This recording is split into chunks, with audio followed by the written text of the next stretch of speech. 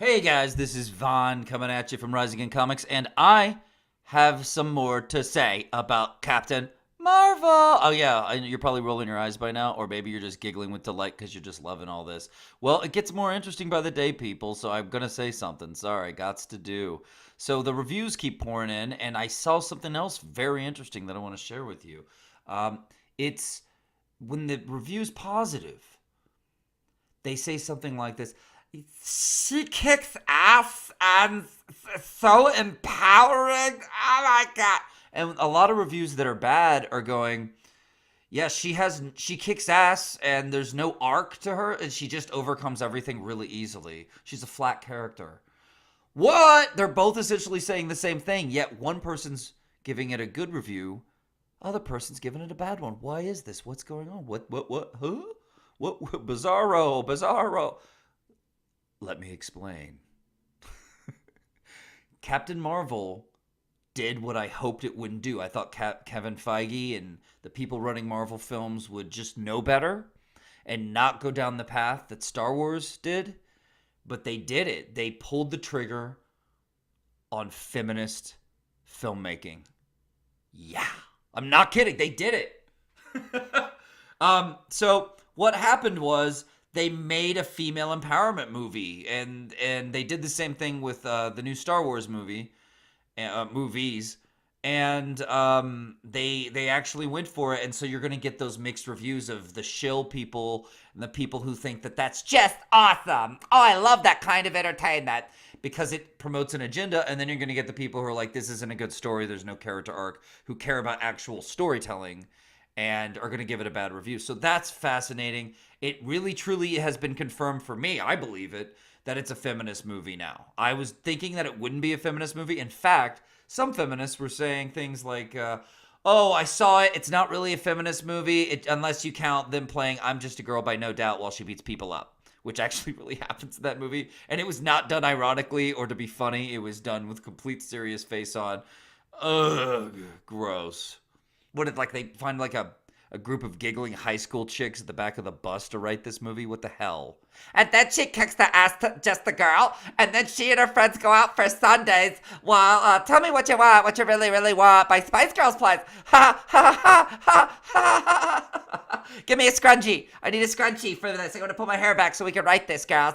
Okay. Anyway, so it's very interesting. So what happened? Why is it a bad movie? Because it went the feminist fiction route. Why doesn't feminist fiction work? Oh, I'm glad you asked. You in the back. Yeah, I'll tell you. Feminist fiction is not about, like, this person who said it wasn't a feminist film, this critic, they don't realize like it really is a feminist film, you guys. It really went that way. She thinks it's supposed to be more academic and deal with serious feminist issues, which she has every right to think that. But this is another type of feminist film. This is the type that they hope catches on and becomes like the new mainstream entertainment. And they keep trying and trying to make it work, and it never works. It never works. It always fails because feminist ideology and what they want to represent on the screen is antithetical to good storytelling where a character struggles and has real trials. Instead, they're more worried about whether or not the girl looks powerful and perfect at all times because they're terrified if she doesn't, somewhere a little girl might cry and like not feel like she, arrogant and sure of herself and like and that she's way more powerful than she really is. They're trying to bolster, in fact, artificially inflate women's self-esteem. So they make little propaganda films. They make these little films that are essentially 2-hour commercials for how girls are just good at everything and you boys better learn that. And you have to accept it or else. Did you know we could do it too? Yeah, I know you could do it. Yeah, we could do it too, all right? I mean, that's what it's like watching these movies. I feel like someone's behind me in the row, tapping my shoulder. Excuse me, you know we can do it too, all right? Yeah, I know you can do it too. I'm trying to watch a movie. Yeah, in this next scene, we do it too. We do what you can do. I know you can do what I can do. Come on. So anyway, it's not about good storytelling. It's about their idea that representation is the most important thing about fiction, which of course shows you how much they know about fiction. They know jack and shit about fiction, and Jack left town. Okay? They don't know fiction. They just know messaging and agenda and propaganda every time without fail. So let me tell you guys how feminists see things. This idea that they believe wholeheartedly. They believe that film media can change your values. They really do. They believe that it's like Clockwork Orange, and that exposure to X, Y, and Z amount of film media showing what they want you to show will get you to think and feel, believe as they do. They really want media to be a value changing device for them. They really, really want to own it and run it all. That's part of why there's so many people coming up against them lately, because we see the overt agenda. We really see it. They believe this, and it's not even true. It's not even real. It's disproven by science. But when has that stopped them before? You know? So they want desperately to get into your media and just turn it into that value-changing device for them. It really is like, we're going to brainwash you to believe and feel the way we want you to, whether you like it or not, because we know what's best. It really is authoritarian. And it's really freaky, but at the same time, it's kind of funny because it's not real. That's not really how that works. People don't go see a movie and then go, and after that, I stopped being racist. Yep. Good thing they made that City Slickers movie, because I was going to hate people that were different than me for the rest of my life. You know, that's not how it works, man. That's not how it works. So that's how it goes, and that's why you get these people, when they write feminist fiction too, writers don't think about good, cool challenges for her. They just think about how she overcomes the challenges with ease and gets an excited feeling from that. You know what I mean? Not only that, but when they write, they're writing to power. They're writing to authority. So they're writing the hopes that an authority of feminists will give them a head pat later, or at least not attack them and say that they messed up and didn't write well enough and didn't follow the agenda in line enough. They're writing to authority. I can't believe that. As a writer myself, that freaks me out. I'm like, really? I couldn't imagine writing to an authority. You know what I mean? When I'm doing fiction writing, I would want to write to entertain and please everyone. Not to please like this weird group of like power-hungry fucking supremacist weirdos, you know? And then you're also writing out of fear. You're in fear that you're not going to, hit home that feminist, overpowered Supergirl that they want so badly on the screen everywhere, you know? And so you're writing and you're afraid you might not make her seem over the top powerful enough. So in the next scene, you overdo it even more, and then it becomes very ham-fisted writing. These are all things that kill stories, you guys.